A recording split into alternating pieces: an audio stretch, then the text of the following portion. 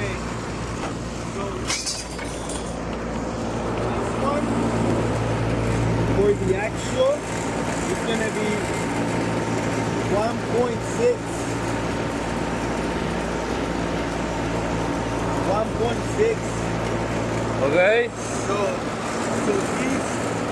this motor is not the one, the factory motor, the OEM motor. So it has a different amperage. That's why we're reading 1.5. So the actual is 1.6. So we can write that on the notes. Okay. And then this one